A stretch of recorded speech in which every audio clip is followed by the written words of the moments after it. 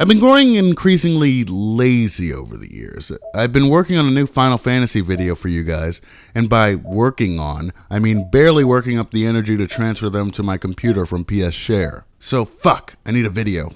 Let's see, bottom of the barrel. Fucking Soul Calibur. What the hell is going on with this franchise? This company is infinitely aware that the fans of this franchise want a new Soul Calibur game, to the point that even Katsuhiro Harada, the producer of fucking Tekken, has people tweeting at him non-stop to get Soul Calibur 6 released. To be fair, the people in question are fucking idiots. However, it says something about the sheer fervor of the fans of the series. Violent Vodka, a modder, has been consistently pushing out updates for his Soul Calibur 5 editor and trainer. Please note that Soul Calibur 5 came out in 2012, and the game still has modders spending time picking through the guts of the game. Not to mention 8-Way Run, a forum literally named after Soul Calibur's staple mechanic, is still going strong with consistent news updates, the last one dated less than a month ago. But what the hell are Bandai Namco and Project Soul doing? Tekken's still going strong with Poken's release, and Harada giving frequent updates. Naruto Storm just released, and the Road to Boruto expansion, which I give exactly 0 shits about, so no, don't even ask me about it. Xenoverse 2 released last year. Fucking hell, Bandai Namco publishes and or develops a shit ton of games a year, if the Wikipedia page is to be believed. I have no figure of how big they are, but I have fond memories of when I was a little kid checking out the Power Rangers and Digimon homepages on Bandai's shitty website back then, and realizing my icons were created by the same people who made Hello Kitty. This company is huge, and with Namco together, it's probably larger than I can imagine.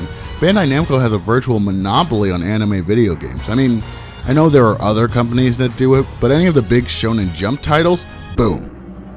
Butterfly effect. Published by Bandai Namco. Soul Calibur still seems to be going strong too. It gets frequent updates to both its Facebook page and its Twitter page, but no mentions to a new game are ever made. This leads to a bunch of clickbait, misleading titles from various websites predicting the return of one of the greatest fighting game series of all time. Of course, all of it is baseless, and the articles are proven wrong as time passes and no announcement is ever made. But hey, who needs facts on the internet, right? I certainly don't. When Soul Calibur 5 was released, there seemed to be a bit of internal dysfunction. The game got generally positive reviews, and I myself enjoyed it, but many of the hardcore fans of the series were pissed at the removal of characters and the general lack of features. I'll get into that later, but for now, just note that sometime after Soul Calibur 5 release, a new producer, something Hoshino I think, took the center stage, leading myself to believe that the series was going in a new direction and that the team would start listening to the fans some more. In the world of corporations, however, this is rarely the case. Months pass, then years. DLC that was planned for the game still remains unreleased and inaccessible even through modding. A free-to-play alternative, Lost Swords, was released and it sucked and finally died where it stood, which it deserved. And despite years of teasing character polls and special surprises, Soul Calibur 6 is still nowhere to be found. Let me walk you through the history of Souls and Swords, eternally retold. Demon's Souls is a massively multiplayer online action-adventure shooting game where you play as a left-handed elf in a green tunic vying to save the princess from these big hairy creatures called the Last Guardians.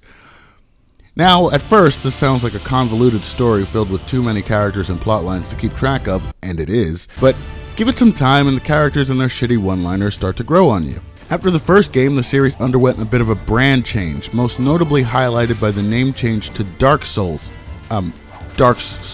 Caliburs. I have no idea why it's spelled this way, I didn't care enough to research it, but this became the name from here on out. I didn't actually get into Soul Calibur until Soul Calibur 2 days, as I feel most people my age have.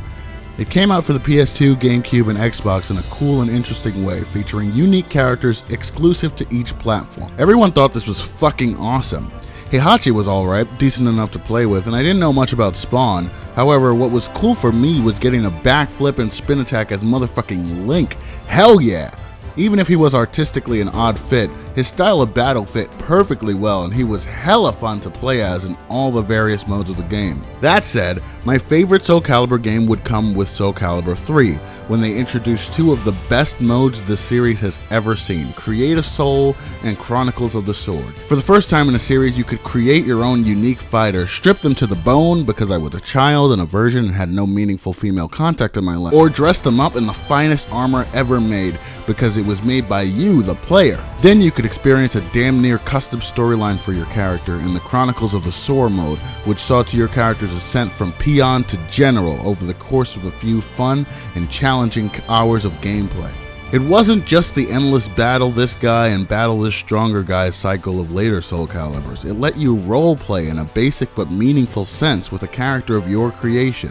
In Soul Calibur 4, they'd get rid of this mode and the pick-your-own-adventure style main campaign and replace it with a generic arcade-style story mode. The character creation was better in some ways, but the various generic styles were replaced with only allowing you to choose styles from already existing characters. They did add cool and flashy finishing moves and Darth fucking Vader, but besides that, the game took many steps backwards in terms of content. Darth Vader was the only balanced guest character. The Apprentice and Yoda were hideously overpowered, and all the bonus characters were copy-pasted from existing characters. Not to mention, you couldn't even give a created character a lightsaber. What the hell? Then came Soul Calibur 5, which feels like it has the least modes to date. It seems like they put much more effort into the online multiplayer than the single player experience, which boils down to fight this guy and fight this other guy and you win. Character creation is not perfect, but better than ever before. But with the lack of a proper Chronicles of the Sword mode, what's the point of even being able to create 50 unique characters if I can't roleplay with them? I took to creating my own story and YouTube series out of them. Go watch it sucks. But other people don't have that role-playing option. And with no friends, and let's face it, many of us don't have any friends, we can forget role-playing with them. What's worse is that the storyline sucks like hell. They got rid of some unique characters and more importantly, their fighting styles. Talim, Zaslamel, and Yoon Sung are completely gone. Setsuka's been replaced by a whining asshat, and Sungmina, Cassandra, and Rock's style seem to have been spliced in with the person whose style most matches theirs, Jiba, Pyrrha, and Astaroth respectively. We get Viola and Zwei, who are much appreciated additions, but what the fuck? Fun fact, the storyline of this game was worked on by CyberConnect 2 of Naruto Storm fame, which is much of the reason why it sucks. Know how in Naruto Storm 4 a good 60% of the story is still images? Well, in Soul Calibur 5, maybe 75% of the story is told through concept art. Not even fucking kidding. What's worse, most of the characters aren't even necessary to the story. There are maybe 3 characters who are necessary, Patroclus, Nightmare, and Zwei. Everyone else is shoehorned in, which begs the question, why replace so many of the characters if most of them serve no functional purpose? And 2, why take out so many of the old characters if even most of the new characters are pointless? And then there's the fact that 3 of the characters are Edge Masters for some fuck all reason. I really don't get this one. If Soul Calibur 6 is ever released, which is dubious at this point, they need to give some life to the single player experience. Make Create a Soul the best it's ever been. Let us use facial hair, moles, rashes, keep the scars and tattoos, have more creative clothing styles, give us options to mirror equipment. Let us decide whether to tuck in a guy's shirt or not. Let us customize battle intros and outros. Oh, and I've always wanted this. Let us customize how our armor is broken. If I have a character whose hair is in a ponytail, I want his or her hair to come loose when the armor is broken. I remember in Soul Calibur 4, when armor broke, the pieces of the armor would lay strewn about on the floor, and you could kick them around when you were running and moving around the battlefield. Little things like that really do much to heighten the experience. And flesh out the game modes. Bring back the old choose your adventure style content like the Maze of Blades. Bring back the team battle and multi-battle option. Have more variations to content rather than just fight a dude and fight another dude. Change the level up system so you don't unlock stuff by leveling up, but you actually have to try, buy stuff, find stuff in these choose your own adventure style game modes instead of just level up and you automatically unlock everything. I think it makes the game more interesting. If Chronicles of the Sword makes a return, which it should, make a full-on RPG experience out of it, where we have to tend to our created character's equipment, buy new armor, and other stuff before we go out to wage war. Make creating a character matter.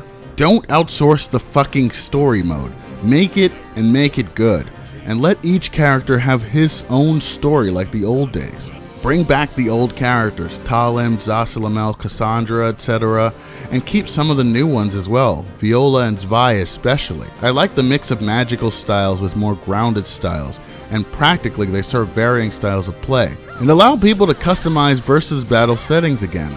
For some reason in Soul Calibur 5, they took out many of the versus battle options like setting the health and setting an infinite time limit. Bring back those and add even more options like being able to customize how ring outs work and stuff like that to allow for more amazing battles with friends. Most importantly though, work on online. Make it the best it can be, but don't let it become the sole focus of the game. That, I feel, is what ultimately ruined Soul Calibur 5. It was too bare bones with only Create a Soul and online elements holding it up. Make the game something everyone can keep coming back to. Perhaps more importantly than that, however, just make the fucking game, for Christ's sake.